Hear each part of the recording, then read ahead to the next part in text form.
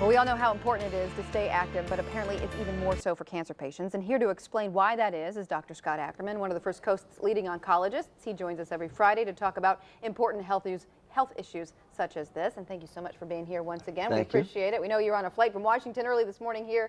We appreciate you getting here in the nick of the time.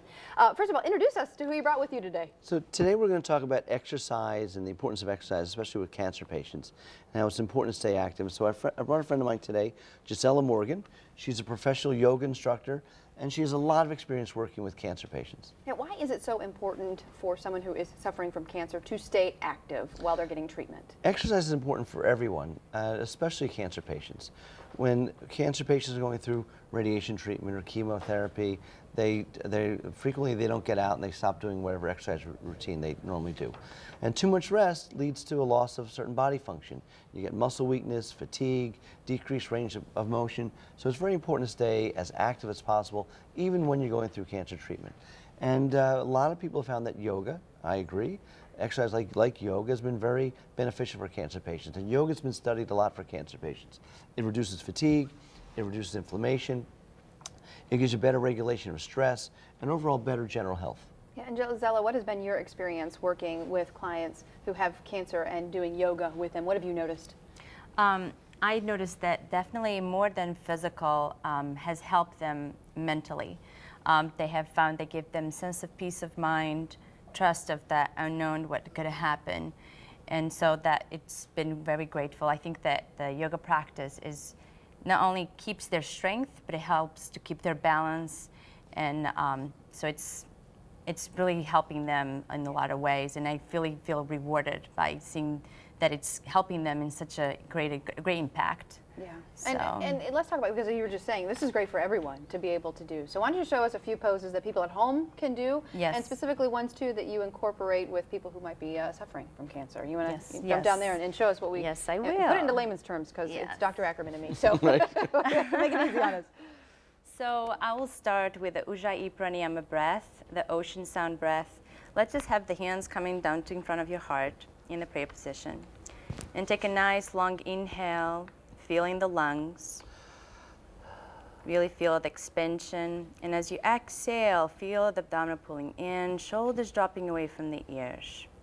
Feeling yourself grounded in this moment.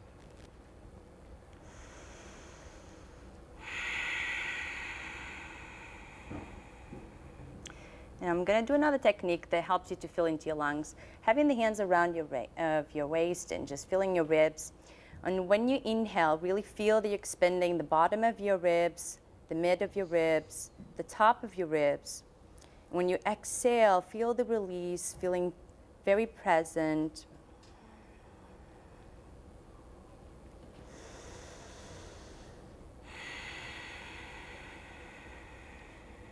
Try to do the longer breath, even if it's shallow.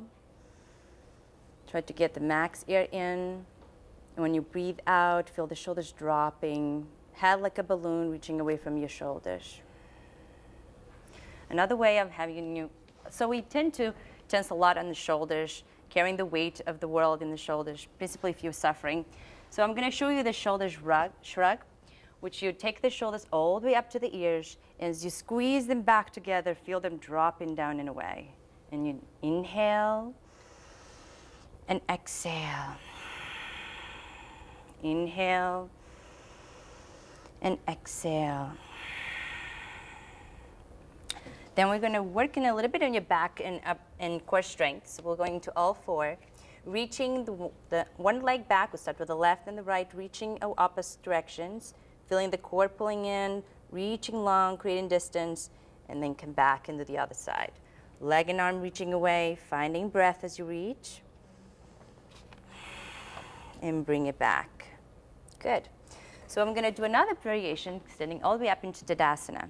So take awareness of your feet. Feel the ball of the feet pressing into the ground and the heels by trying to lift your toes off the floor. Feeling nice and tall, feel the shoulders resting, feel the chest open. Then we call this the active feet. Feel the energy through the legs up to the head. Then we're moving into Sharya Uttanasana, going all the way back. feeling the back nice and long, and then feel the shoulders here melting down all the way, feeling the head dropping down, shoulders resting, opening the back. And Dr. Ackerman, just to jump in here real quick, not only are we seeing like things that could be beneficial for building strength, but also just from watching you, it's so calming. Thank you, Gisela. Yes, we you're really welcome. appreciate You're that. welcome. It's so calming, and that, of course, that part of it is very important for anyone who's watching, but specifically someone who might be suffering from cancer. Absolutely. Mind and body together is very calming for people, not just cancer patients, but all people. All right. Well, thank you so much, Thank Gisela. you. And thank you, Dr. Ackerman, for coming. Thank you. As always, we really appreciate it. And if you want to find out more information, if you have any questions regarding this health topic or anything else that we discussed here today or in other segments, you can contact Dr. Ackerman by his Facebook page, which is simply facebook.com/Ackerman Cancer Center, like what is shown right there on your screen.